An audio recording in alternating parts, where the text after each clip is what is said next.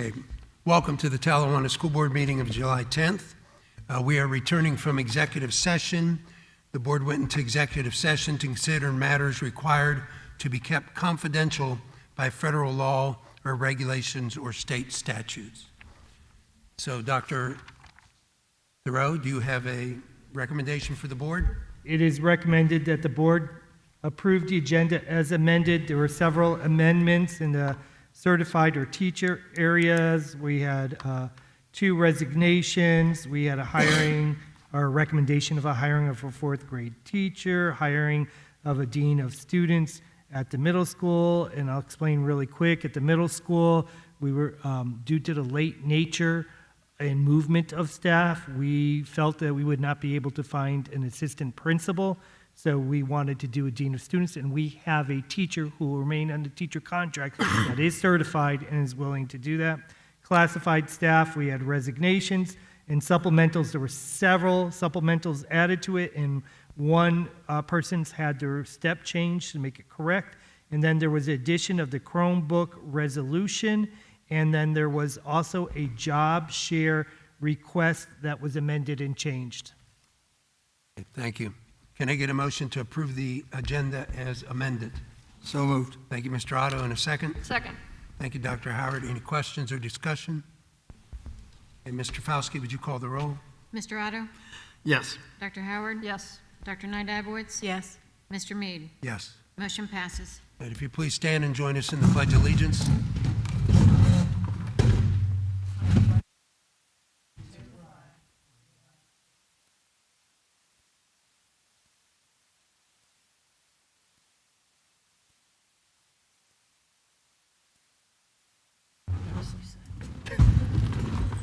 Okay, thank you.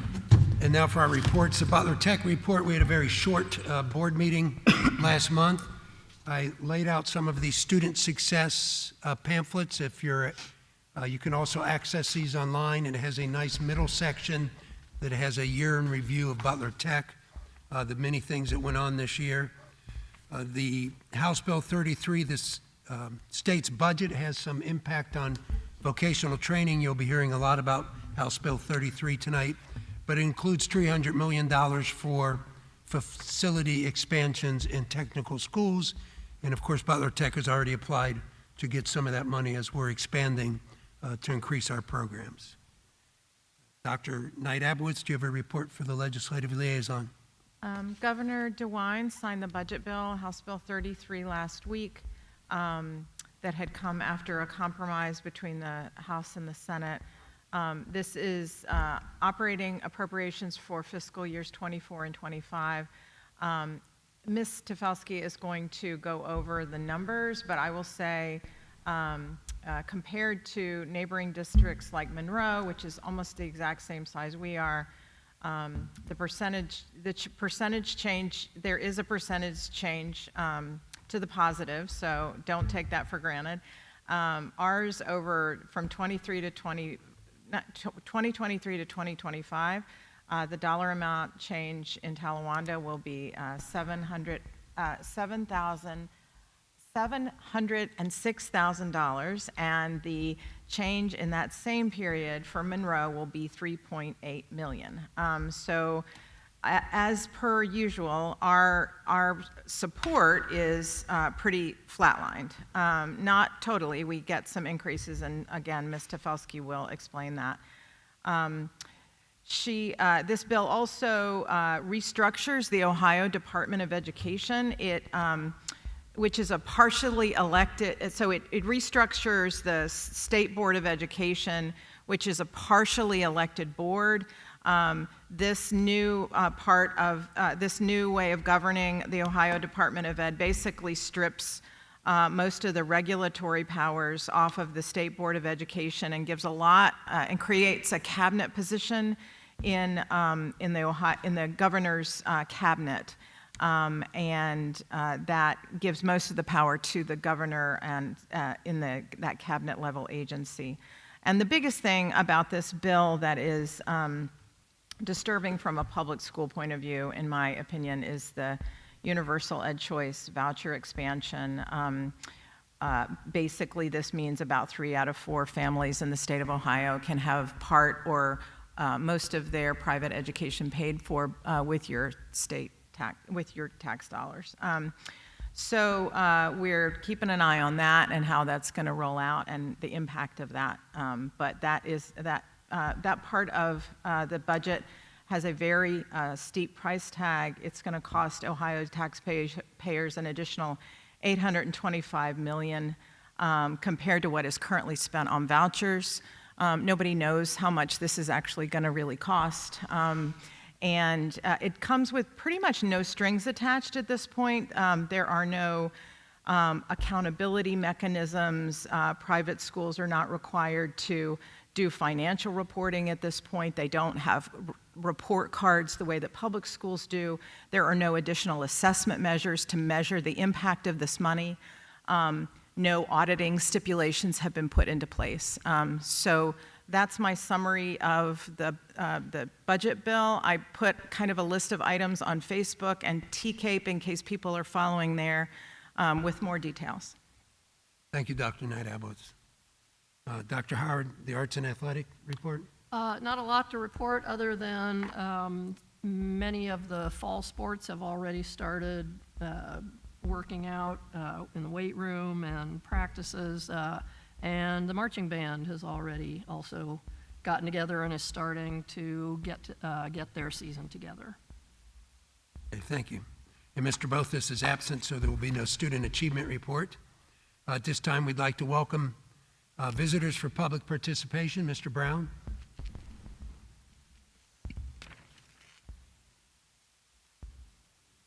Is that on? Hi, I'm Scott Brown. I'm a resident of Oxford. I'm also the father of a 2020 and 2023 alumni from Talawanda and an incoming kindergartner, which I state mainly to point out, as my grandfather used to say, I don't really have a dog in this hunt for my comments. So hopefully you'll hear these as somewhat self-interested or at least very distally interested. I'd also add that I'm talking about your pay-for-play proposal that you have on the agenda. My 2023 grad participated in 2 sports at Talawanda High School during their time at the high school, and I also was a student athlete at middle and high school in track and in wrestling. So I want to preface this and say I'm not opposed to sports. I think sports are very important. I am, however, opposed to the current proposal that you have to reduce from $900 to $300 the pay-for-play fee for students in the way it's done. Number one, I think there are a number of things that are more important than the athletics, even though it's important, that should be more prioritized compared to reducing the fee for the student athletics. For example, the gifted programs in the elementary schools that have been canceled. Perhaps even, as opposed to that, perhaps providing some sort of voucher or other kind of system, because I know you can't restore bus services on that small amount of money to the high school, but there will be students who cannot make it some days. Finding a way to get those students most in need to the high school to actually be here is more important than knocking $300 off of a sport for families. Personally, I'm not sure you can do that legally, but another option might be AP students. I mean, let's be honest, sports are important, but at a school like mine that I went to, or Talawanda, where my 2023 grad attended, it's only a modest number of students that are going to get a college scholarship out of the athletics programs. But almost every student that takes your AP classes are going to go to college. The test fees, which are more expensive as you're coming in because you're adding fees back to that, would be a similar kind of reduction of a couple of $100, $300 for those students, might encourage more students to take those. And frankly, the amount of payout to parents for a single student athlete is a saving of $300. If you had a 3-sport athlete, which is fairly unusual, that's $900 you're saving them with really no guarantee going forward of any sort of athletic scholarship. Students on AP, if they get the credit for the test, will eliminate a college course. At a minimum, in in-state tuition, that's $1,000 itself, and in many places, the in-state tuition for a 3-credit course would be $1,500 to $1,800. If they go out of state, it would be several $1,000s for that parent for that single course. And many students will take not just 1, but 2 or 3, or as my daughter did, 7 AP courses while she was here, my 2020 grad. Or the 2023 grad took 5. That would be a more useful use of those funds. Finally, even if you don't agree with me on the importance of those and you still push the athletic piece, please don't do it this way. An across-the-board fee About cut. 10 seconds. Across-the-board fee cut doesn't help things. Wealthy families can afford to pay the $900. poorer families can't afford to pay the $600, at least prorate it. Thank you. Thank you, Mr. Brown. Mr. Dittman?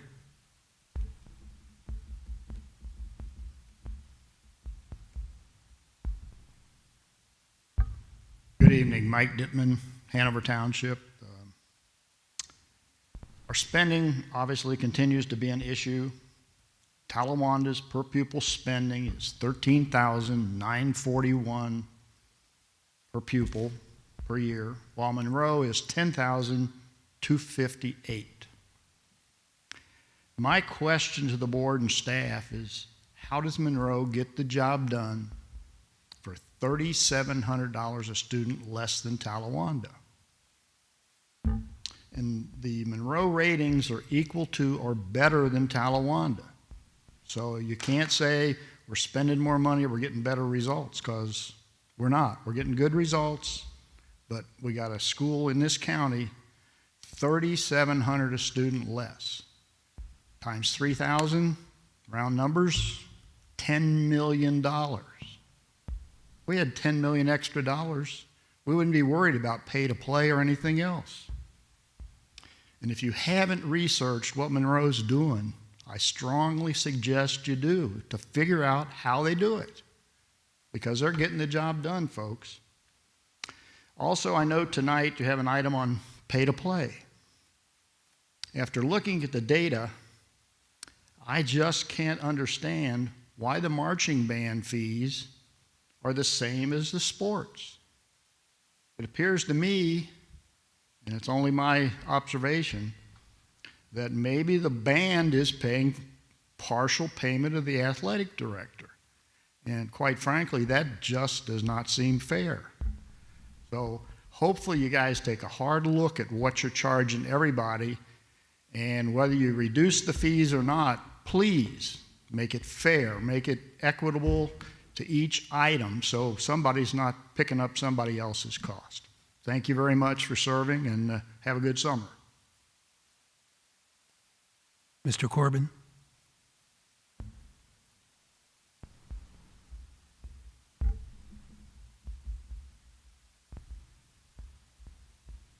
Good evening. I had pretty much 2 points. The first one is a point of clarification. I know there's going to be an upcoming discussion about the SRO allocation. I just hope that that discussion includes, just for my understanding, it sounds as if Bogan and Marshall will be sharing a SRO and that Kramer will not have an SRO. One, if that's incorrect, feel free to correct me. But two, if that is the case, I hope that explains what goes into that choice. The second aspect, or the second point I had was, it seems as if next year the school day is being extended. However, the time for collaboration for teachers is being reduced, with both the Wednesday early release no longer existing, and a couple of other schedule changes. And my house is party to meetings of teachers at times, and I've overheard the concern about the lack of collaboration time. So I understand next year is probably set. I just hope that going forward, collaboration time is at least proportional or more proportional to the school day as it has been historically. Thank you. Thank you, Mr. Corbin. Okay, that is all the people who had signed up for public participation. We'll move on to the report of the treasurer. Mr. Fauski? Okay, we're going to do a little bit of blocking here, and it is recommended that the board approve the following items as presented. This is 6A through 6F. Approval of June 15th, 2023 regular minutes. Approval of the gifts, which there are none. Approval of the appropriation modifications. Approval of any then and nows over 3,000. And approval of the June financial report, as well as approval of the fund-to-fund transfer advancing money to a grant in order to close out the 22-23 school year. This money will be returned to the general fund before the August board meeting. Okay, can I get a motion to approve items 6A through F? So moved. Thank you, Dr. Howard. And a second? Second. Thank you, Mr. Otto. And any questions or discussion? Mr. Fauski? I just noticed that it says, on the minutes, it says there's a gift.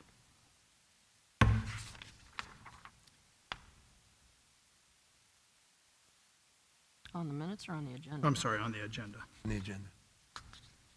Oh, yeah, there is one. Oh, my apologies.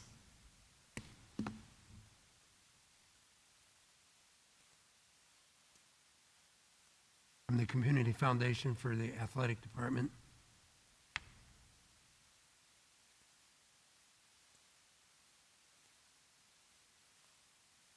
It's for $273.83. My apologies on that. There is a gift, thank you. There is. Anything else? Okay, if you would call the roll, Mr. Fauski? Dr. Howard, Yes. Mr. Otto, Yes. Dr. Knight Abowitz, Yes. Mr. Mead. Yes. Motion passes. We're going to do some additional blocking, 6G through 6J, and it is recommended that the board approve the following: approval of the Head Start lease agreement with the Butler County ESC, approval of an MOU with Butler County ESC for Union Day Therapeutic School, approval of an agreement with ABS of Mason for the 23-24 school year, and approval of a resolution to award a contract for the purchase of Chromebooks to YNS Technologies. Okay, can I get a motion to approve 6G through 6J? So moved. Thank you, Dr. Howard. In a second. Second. Thank you, Dr. Knight. Abowitz, questions and the discussion. I do have a question on the Head Start agreement. I have two questions, actually. One of them, it looks like there are already signatures on this document. Was this already approved in May? Looks like you signed it May 18th.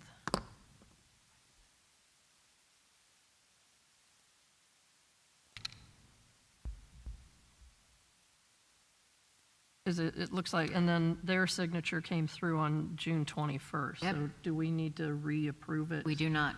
Okay.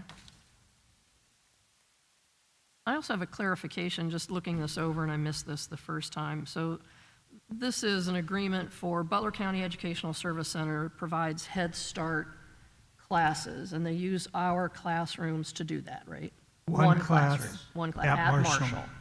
And they don't pay any rent for that. Correct, but they service all of the kids in those classrooms that are full day, Head Start, are our kids. Are our kids, Yes. right? Okay, thank you.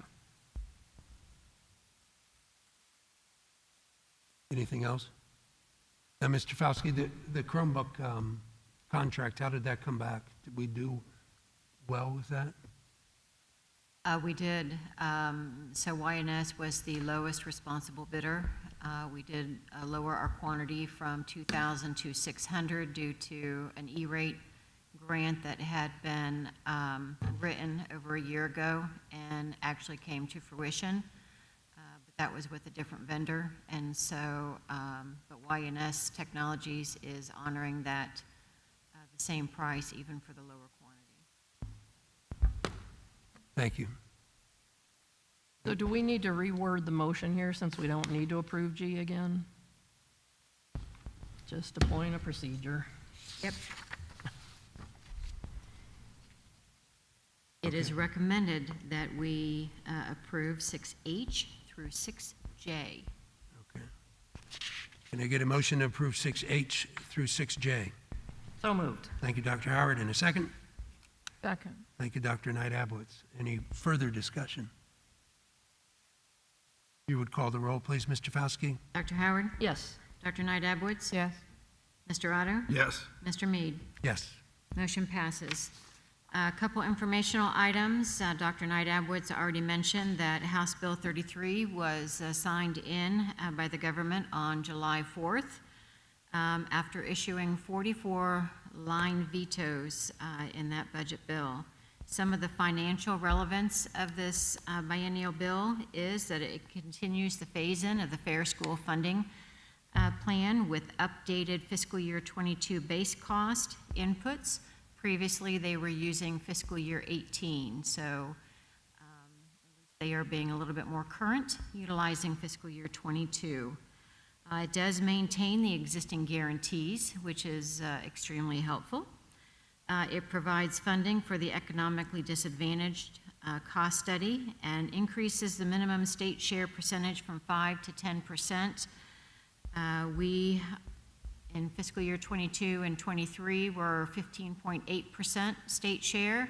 So no matter what, we can never fall below 10% now, at least for the next 2 years. So that is a benefit not only for the districts who were at 5%, who will jump up to 10, but we cannot fall to 5. So you have to look at that silver lining. Based on these assumptions that the state used, it was estimated to bring in an additional $425,000 in fiscal year 24 and $280,000 in fiscal year 25.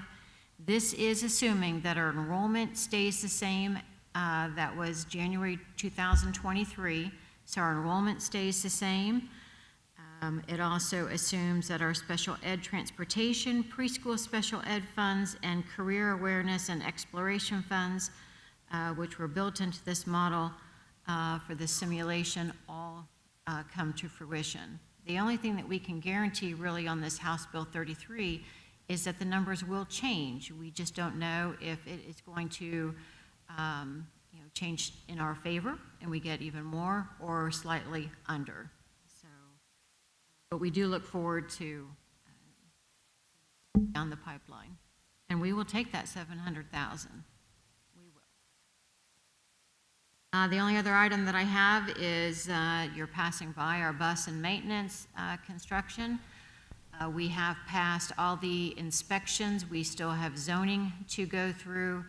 We have some fence slats. We have the gates on the fence to be installed. We have some final grading and seating that still needs to be done, and then just a few nuances on the inside.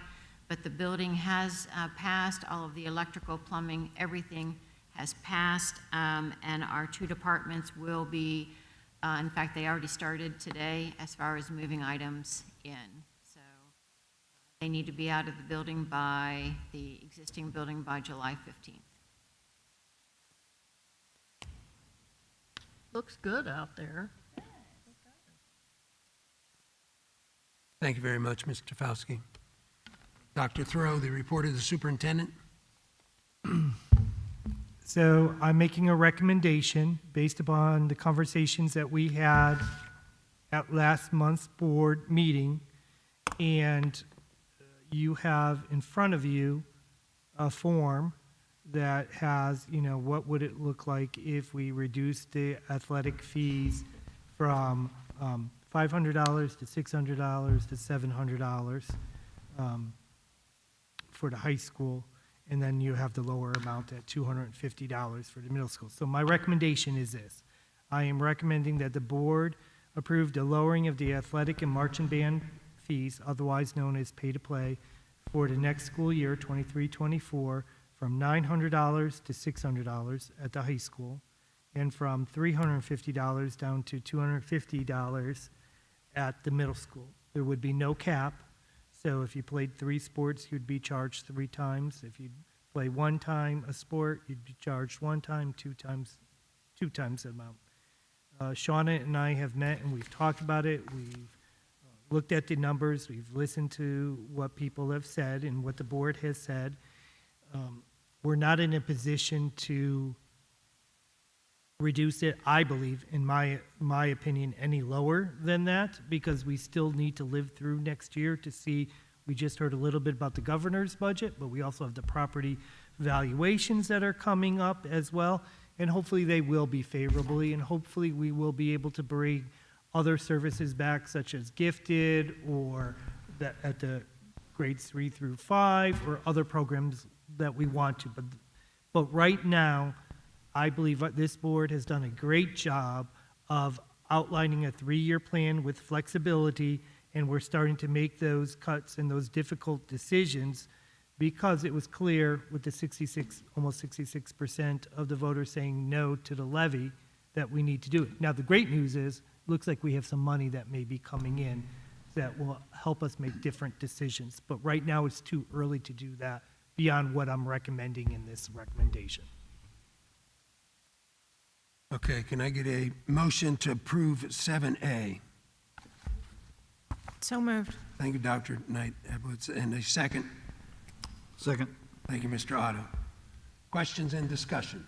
Can I ask you again, I know we've talked about this before, because I've also mentioned that I'm a little concerned about what appears to be the disequity of this flat rate for everything, even though some things cost more than other things. Can you explain again why we are not doing why we're not doing a sport by sport or activity by activity? And Shauna will jump in on this, but it's very difficult to do sport by sport. And what you're going to find, there's going to be some sports that's going to be way too expensive to be able to, for anybody to participate, which would mean closing down more sports, more activities. We could get in trouble with Title IX if we get into that point of time that it ended up being more girl sports that were, or vice versa, or more boys sports that ended up being. The second issue that I see with doing it, when we sat and we did it together, we took everything across the board and we tried to make it as fair as possible and as easy as possible. We also have a burden of collecting those different amounts of fees, if it was to be that way, from our secretaries and tracking all of that information. And we've reduced the number of secretaries and stuff that we have in place. Donna, did I miss anything on that? But the biggest thing is that, you're going to have some sports that are going to be way too expensive to pay, and some sports that are going to be, because of the nature of them and the cost of them, they'd be very low. So we wanted to keep as many sports, including marching band, operational. Isn't it also true that there is, even though things are not prorated by income, there are families that are eligible for free or reduced lunch have a reduced amount? Is that still? No, so No. I wish that was true. So No, we it's not. We can't do that. unfortunately got attorney, because it's an extracurricular, that is not what we can do and offer for that. If it was a class that was doing it, we can offer it there. Does that make sense what I'm saying? Yeah, Because it's an unfortunately it does. I hear exactly what you're Because saying. it's an extra thing. Because it's an extra thing, that's correct. I can also tell you that we talked and worked with our AD on this too, and our AD recommendation was to lower pay to play because he wants more people, more kids participating and keeping those sports going. He says, we made it work through COVID. I know transportation, because that's another area that we could have looked at in providing transportation. But his recommendation too was the parents and the students are figuring out, they did figure it out.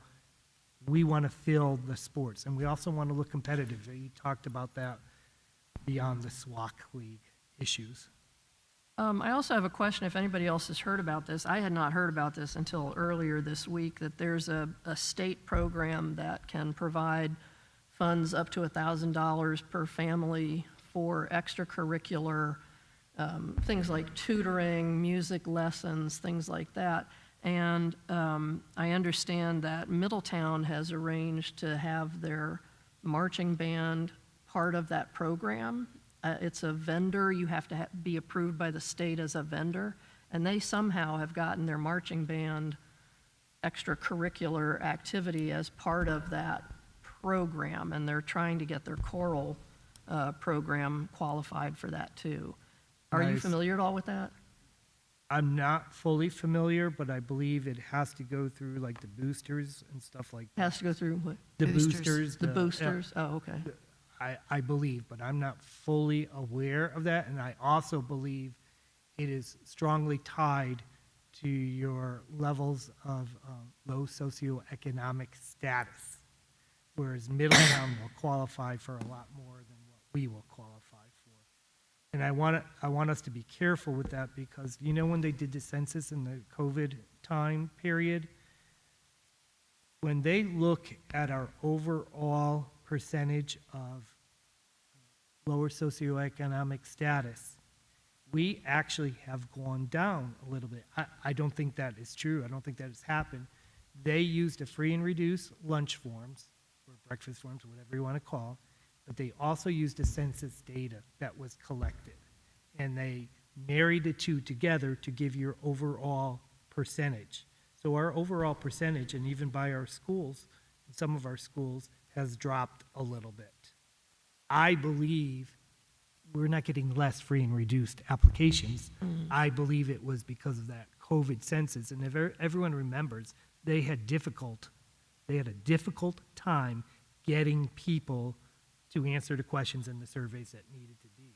So now we're starting to see some of that pain because it's not, in my opinion, not accurate.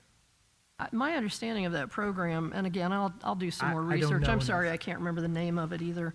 That the payments, it isn't based on the socioeconomic picture of the school. It's on income level of the parents, how much you qualify for, and the payments are for vendors. So you have to register with the state, be approved by the state as a vendor to be able to get payments for these services, these activities and these services. So I'm not sure, and I'll try to don't find out know. more information about how they're working that with the band to get that qualified for parents, but I just heard about this Yeah, I late don't last know. week, so I'll see if I can get more information on that. Appreciate that. Yeah, and I'll look into it when, if anyone finds it, I'll try to look myself. Okay, thank you.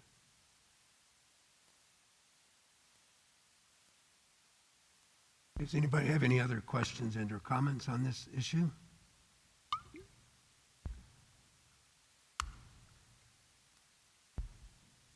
So, Mr. Fauski, if I understand your spreadsheet here, this basically, by lowering the pay-to-play, cost us about $220,000 more than if we would have kept it at 900.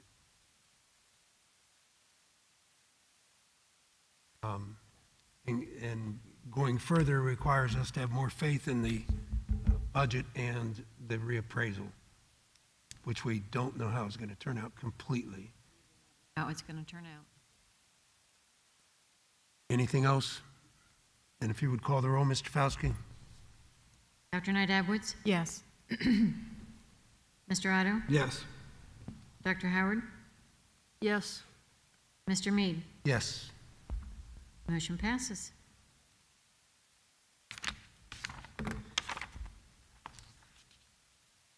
I am going to block some items. I am asking the board to approve the following recommendations. 7B1, resignation. 7B2, another resignation. 7B3, resignation. 7B4, resignation. 7B5, one-year limited employment contracts. 7B6, one-year limited employment contracts. 7B7, a rescission of a supplemental contract. 7B8, approval of a revised job share request. 7B9, placing a teacher in a dean of students but keeping the teaching contract. Then 7C1, acceptance of a resignation. 7C2, acceptance of a resignation. 7C3, acceptance of a retirement. Congratulations to Jean. She's done an amazing job as a food service manager. We want to wish her much luck and success. 7C4, resignation. 7C5, resignation. 7C6 is limited employment contracts listed. And then 7D1, approval of all of those supplemental contracts that are in there. And before we move on, I just want to say thank you for all of the staff that have worked here and have decided to either move on to new jobs or to retire. Thank you for your service. Thank you. Can I get a motion to approve 7B, 1 through 9, 7C, 1 through 6, and 7D? So moved. Thank you, Mr. Otto. And a second? second. Thank you, Dr. Howard. Any questions or discussion? Just want to reiterate Dr. Thoreau's wishing folks luck and seeing a lot of great folks walk out the door, hopefully onto better things or different challenges, and we will miss them. There are many names there of people that have worked at the district quite a while that will be missed. So good luck to them in the future. All right, Mr. Fauski, if you would call the roll. Mr. Otto? Yes. Dr. Howard? Yes, Dr. Knight Abowitz? Yes. Mr. Mead? Yes. Motion passes. I also would like to block 7E. I am recommending the approval of the district agreement for Same Goal Plus. It's an IEP special ed software that's issued through SWOCA, so we're able to do our IEPs, our progress monitoring, and also share IEPs and goals with those staff members that have the right to do it, to be able to work on it. So that's what that is. We had talked about it a few months ago about doing that. And then 7F is I'm asking for the recommendation of the approval of the MOU with Butler County Sheriff's Office. Last meeting, we had moved forward with getting an SRO that would share between Bogan and Marshall, and I was unsure at that point in time if they could find anybody. They had assigned Don Garrett to Madison local school districts, and luckily, we're able to get Don Garrett back to us, so he would be the SRO for us for Marshall and Bogan. And the other thing I'm just going to add, because I know there was a question on at the public comment, is we've already met with Chief Jones. We will be using one or both of the middle school or high school SRO to provide some SRO services at Kramer. It won't be full-time. It'll be like how it is at Bogan and Marshall. And Chief Jones also will be sending, just like Butler County Sheriff's does, they actually send their officers that are in patrol, and sometimes you'll see them sitting in the lots or near the lots or doing paperwork in the lots or even in the offices. We welcome them to do that too. So I wanted to answer that question too. So there was no misconception. Okay. Can I get a motion to approve 7E and 7F? So moved. Thank you, Dr. Knight Abowitz, and a second. Second. Thank you, Mr. Otto. Any questions or discussion? yeah, again, I just think clarifying that we have to work with multiple agencies for our SROs because not all of our buildings are in the city limits, so Marshall and Bogan are part of Butler County. So we have to work with the sheriff's department to do that, to do those contracts. That is absolutely, the jurisdictions are there. So we have two different entities that we work with. Both are very good with us and working with us. All right, thank you.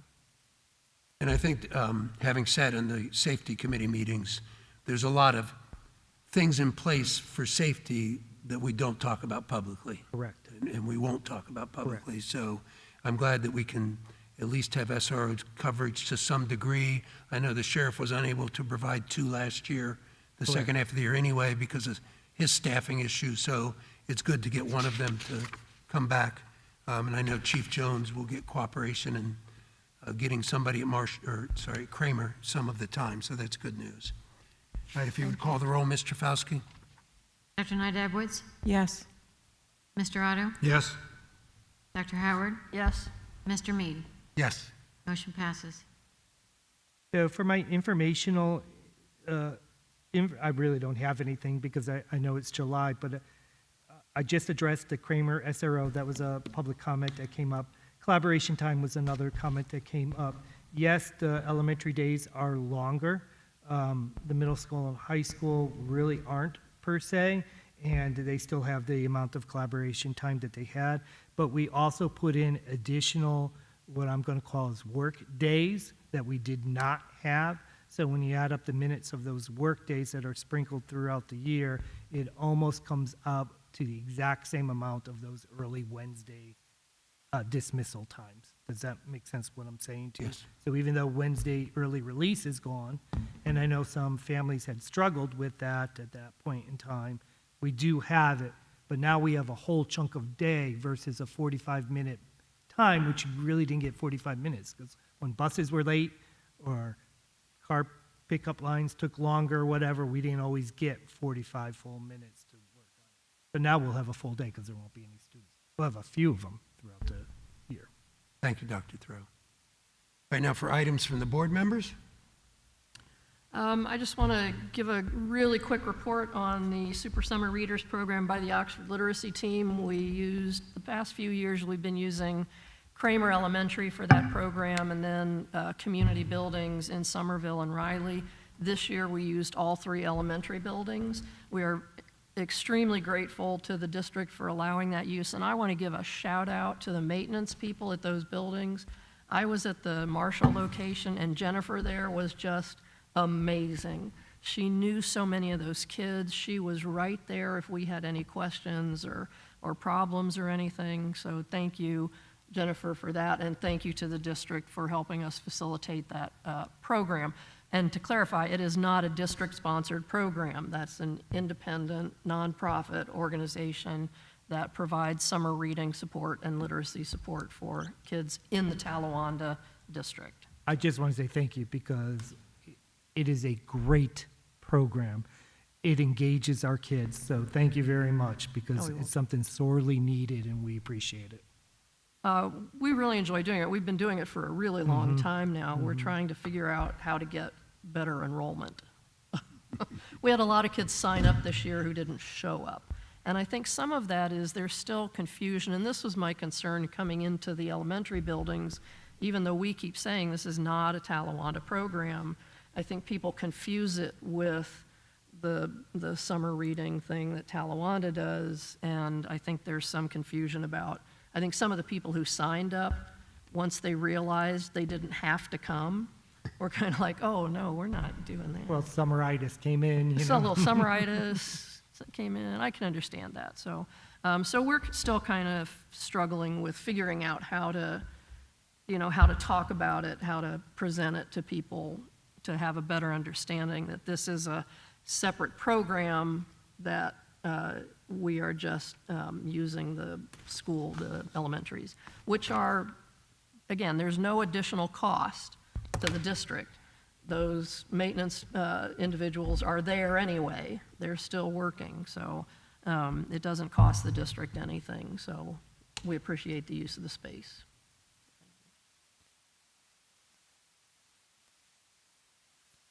Okay, anything else? All right. Then with that, I'll look for a motion to adjourn. So moved. Thank you, Mr. Otto. In a second. Second. Thank you, Dr. Howard. Any discussion? If you would call the roll, Mr. Fauski?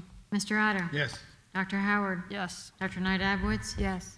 Mr. Mead? Yes. And our next board meeting is August 10th. Thank you. Yeah, it's a different date, August 10th. August 10th.